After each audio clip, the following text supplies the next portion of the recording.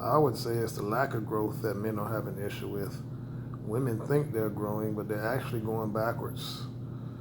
They're going backwards in their knowledge of self and their ability to execute any knowledge of self. Women went from being the cultivators of communities to now being absent from the community, absent from the position of being the cultivator, being its matriarch. Women have actually gone backwards, and innately, men know this without even really understanding that they know it. So men are having the issue with the fact that the community is no longer cultivated by its matriarch.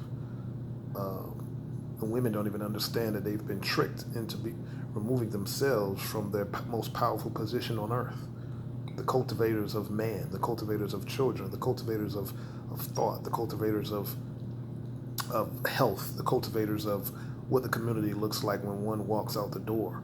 Women were the most powerful beings within our collective, and they have removed themselves from that to chase wealth or to chase this desire to be perfect or to chase taking trips or to chase twerking or showing off their physical. Women have left their position, their throne, to be a lesser being. And I think men innately know that. And we don't have the ability to articulate that. We just know that something's off.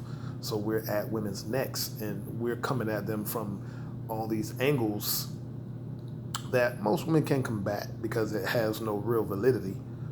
But because we don't understand how to articulate what the real issue is, the real issue is women have evolved backwards right now. Our women. So we don't have an issue with women failing. We have an issue with the fact that you're not failing forward. You're failing backwards. You've like I said, you're no longer in the most powerful seat that you once were in. You've removed yourself. So we're attacking that removal. We just, as men, don't even understand that we're doing so.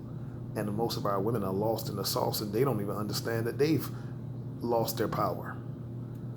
That's why this war has been waged between the melanated man and woman, and that's why it's been so successful because we're completely out of balance with ourselves and with each other. Nobody is in the role that they were created to stand in. Nobody is operating in their true power.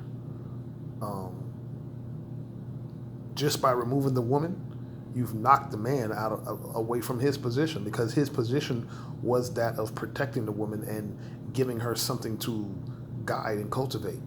And now she's not in her position, so it automatically knocks us out of our position. That's why, again, I say the woman is the most powerful being within our group. You remove her from her position, it knocks everything out of whack. If you look out into the world, everything is upside down because the woman is no longer in her position. Boys are girls, girls are boys. Men are women, women are men. Shit is all out of whack, all because you remove the melanated woman from her throne. But she doesn't realize that she is the key to all of it.